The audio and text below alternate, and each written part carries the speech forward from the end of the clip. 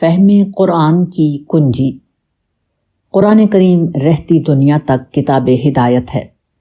اس کی ہدایت سے استفادے کے لیے ضروری ہے کہ یہ بات جان لی جائے کہ قرآن کریم میں موجود ہدایت کی نوعیت کیا ہے۔ قرآن کریم اپنے اسلوب کے اعتبار سے ایک بالکل منفرد نوعیت کی کتاب ہے۔ تورات کے احکام عشرہ کی طرح قرآن کریم میں ہدایت کے کوئی 8-10 اصول بیان نہیں ہو گئے ہیں۔ اسی طرح یہ کورس میں پڑھائی جانے والی اسلامیات کی کتاب کی طرح بھی نہیں ہے جس میں اسلام کے حوالے سے مضامین پائے جاتے ہیں۔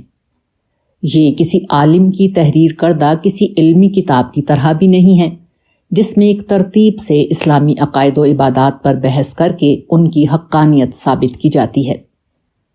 قرآن کریم دراصل اللہ تعالیٰ کے آخری رسول حضرت محمد مصطفیٰ صلی اللہ علیہ وآلہ وسلم کی سرگزشت انذار ہے۔ آسان الفاظ میں یوں کہیے کہ یہ قرآن کریم رسول اللہ صلی اللہ علیہ وآلہ وسلم اور آپ کے مخاطبین کے درمیان ہونے والی جد و جہد کا ریکارڈ ہے۔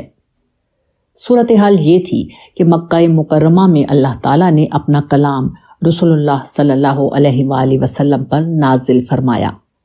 آپ کی قوم یعنی قریش مکہ کے سامنے توحید اور آخرت کی دعوت رکھی، ماننے والوں کو جنت کی خوشخبری دی اور جھٹلانے والوں کو اپنے عذاب سے ڈرایا، جنت، جہنم اور قیامت کی تفصیلات سے آگاہ کیا، اللہ کی ذات، صفات اور اس کے حقوق کو لوگوں پر واضح کیا، توحید اور آخرت کی اس دعوت کے دلائل انفس و آفاق کی نشانیوں سے پیش کیے، مخالفین کے اعتراضات کا جواب دیا، اہل کتاب کے پیدا کردہ شبہات کو دور کیا، منکرین کے سوالات کا جواب دیا، مشرکین کی بدعتوں اور ان کے اوہام سے پردہ اٹھایا، مخالفین کی ایذا رسانی پر مسلمانوں کو صبر کی تلقین کی، رسول اللہ صلی اللہ علیہ وآلہ وسلم اور صحابہ کرام کے اخلاق حسنہ کو سراہا، مشرکین کی اخلاقی خرابیوں کو بے نقاب کیا۔ پھر حضور صلی اللہ علیہ وآلہ وسلم چونکہ نبی ہونے کے ساتھ ساتھ ایک رسول بھی تھے۔ اس بات کا مطلب یہ ہے کہ اللہ کا قانون یہ ہے کہ قوم اگر رسول کا انکار کرتی ہے تو بات واضح ہونے کے بعد اس پر دنیا ہی میں عذاب آ جاتا ہے، جبکہ ماننے والوں کو عذاب سے بچا کر دھرتی کا اقتدار دے دیا جاتا ہے۔ چنانچہ قرآن نے بار بار آپ کی قوم کو خدا کے اس عذاب سے ڈرایا جو قیامت سے پہلے اس دنیا ہی میں ان پر نازل ہو سکتا تھا۔ اس مقصد کے لیے پچھلے رسولوں کی داستان سنا کر یہ بتایا گیا کہ جس طرح نوح، ہود، صالح، شعیب، لوط اور موسیٰ علیہ السلام اجمعین اور دیگر رسولوں کی قوموں پر دنیا ہی میں عذاب آیا ہے، اسی طرح قریش پر بھی ان کے انکار کی پاداش میں عذاب آ کر رہے گا۔ 13 برس تک یہ جد و جہد جاری رہی، یہاں تک کہ اتمام حجت ہو گیا، یعنی ہدایت واضح ہو گئی، چنانچہ قریش پر عذاب کا فیصلہ ہو گیا۔ اللہ کے حکم سے آپ نے ہجرت فرمائی اور اپنے صحابہ سمیت مدینہ تشریف لے آئے۔ آپ کو چونکہ قابل قدر تعداد میں ساتھی مل گئے تھے، اس لیے اللہ تعالیٰ نے عرضی یا سماوی آفت کے بجائے کفار کو صحابہ کرام کی تلواروں سے عذاب دینے کا فیصلہ کیا۔ جنگ بدر میں یہ عذاب نازل ہوا اور قریش کی پوری قیادت کو ہلاک کر دیا گیا۔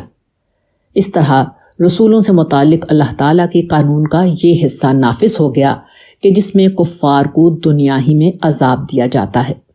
البتہ اس قانون کا ایک دوسرا حصہ ابھی باقی تھا، وہ یہ کہ رسولوں پر ایمان لانے والوں کو نہ صرف اس عذاب سے بچایا جاتا ہے بلکہ انہیں دنیا میں بھی عروج اور غلبہ دے دیا جاتا ہے۔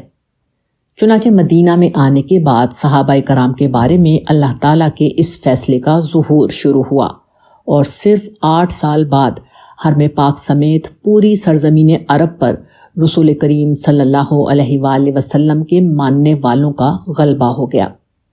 اس عمل میں سرزمین عرب کے مشرکین سے جنگیں لڑی گئیں، مدینہ پاک میں موجود اہل کتاب سے معاملات پیش آئے، منافقین کی سازشوں کا سامنا کرنا پڑا۔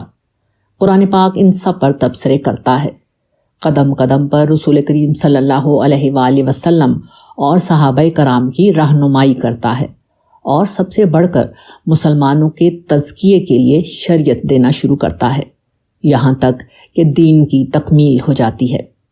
ان سب کے ساتھ قرآن بار بار توحید و آخرت پر مبنی اپنی دعوت کو دہراتا رہتا ہے۔ قرآن کریم کا ایک قاری جب اسے پڑھنا شروع کرتا ہے تو یہ مضامین نکھر کر سامنے آتے چلے جاتے ہیں اور اس کے لیے قرآن مجید کو سمجھنا بہت آسان ہو جاتا ہے۔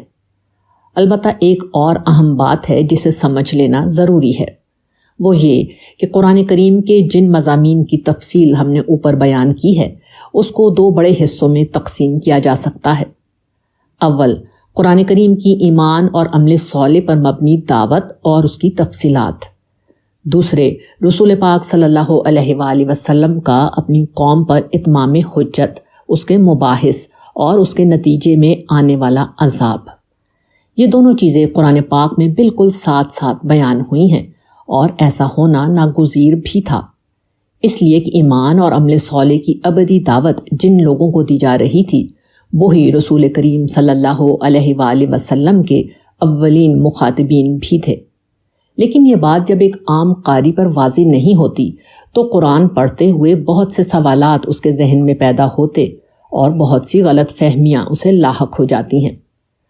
مثلاً ایک پڑھنے والا دیکھے گا کہ قرآن مجید کے بعض مقامات پر یہود و نصارہ کو دوست بنانے سے منع کیا گیا ہے، مگر دوسری طرف اسی قرآن میں ان کی خواتین سے شادی جائز قرار دی گئی ہے۔ سوال یہ پیدا ہوتا ہے کہ جب ان سے دوستی جائز نہیں تو شادی کا رشتہ جو زیادہ مضبوط اور محبت کا تعلق ہے اس کے قائم کرنے کی اجازت کیوں ہے؟ جواب یہ ہے کہ شادی کی بات ابدی شریعت کا ایک اصول ہے، جبکہ دوستی کی ممانعت ان یہود و نصارہ سے ہے جن کا بغض بالکل کھل کر سامنے آ گیا تھا۔ یہ بات سیاق و سباق سے بالکل واضح ہو جاتی ہے۔ اس بات کو ایک اور مثال سے سمجھیں۔ قرآن کریم میں شرک اور اس کی تمام چھوٹی بڑی اقسام کی برائی بیان ہوئی ہے۔ یہ اس کی ابدی دعوت کا ایک پہلو ہے جو ہر حال میں ہم سے متعلق ہے، مگر ساتھ ہی قرآن میں یہ بیان بھی ملے گا کہ مشرکین کو جہاں پاؤ مار ڈالو۔ اس بات کا تعلق ابدی دعوت سے نہیں بلکہ اس اتمام حجت سے ہے جس کے بعد مشرکین عرب پر عذاب کا فیصلہ ہو گیا تھا۔ یہ حکم صحابہ کرام کو دیا گیا تھا اور قرآن مجید کا سیاق و سباق اس بات کو اچھی طرح واضح کر دیتا ہے۔ ایک عام شخص کے لیے جائز نہیں کہ قرآن کے اس حکم کو لے کر اپنے پڑوس میں رہنے والے کسی ہندو یا عیسائی کو مار ڈالے۔ قرآن مجید کے ہر قاری کو جو سمجھ کر قرآن پاک کو پڑھنا چاہتا ہے اس بات کو اچھی طرح سمجھ لینا چاہیے کہ اس طرح کی باتوں کا تعلق براہ راست اس سے نہیں ہے۔ اگر اسے کبھی کوئی شبہ پیدا ہو تو چاہیے کہ ایک یا ایک سے زیادہ اچھے اور صاحب بصیرت عالم سے رجوع کرے یا ان کی تفسیر دیکھ لے۔ یہ اصول فہم قرآن کی کنجی ہے جسے نہ سمجھنے کے نتیجے میں کتاب الہی سے متعلق بڑی غلط فہمیاں پیدا ہو سکتی ہیں اور بدقسمتی سے دور جدید میں پیدا ہوئی ہیں۔ ہو سکتا ہے کہ اس موقع پر یہ سوال کیا جائے کہ اگر یہ چیزیں عام لوگوں سے متعلق نہیں تو انہیں قرآن پاک میں رکھنے کی ضرورت ہی کیا ہے؟ اس بات کا جواب یہ ہے کہ یہ مباحث اس اعتبار سے بڑے اہم ہیں کہ یہ قرآن کی سچائی اور اس دعوت کا زندہ ثبوت ہیں جو وہ توحید و آخرت کے حوالے سے دنیا کے سامنے رکھتا ہے۔ اس لیے کہ ایک رسول کی قوم پر آنے والا عذاب اور اس کے ساتھیوں کو ملنے والا غلبہ یہ ثابت کرتا ہے کہ کل قیامت کے روز اللہ تعالیٰ ہر انسان کے ساتھ یہی کریں گے۔ جنہوں نے اس دعوت کو مانا وہ جنت کی بادشاہی کے مستحق ٹھہریں گے، اور جو منکر ہوئے ان کا ٹھکانہ جہنم ہوگا۔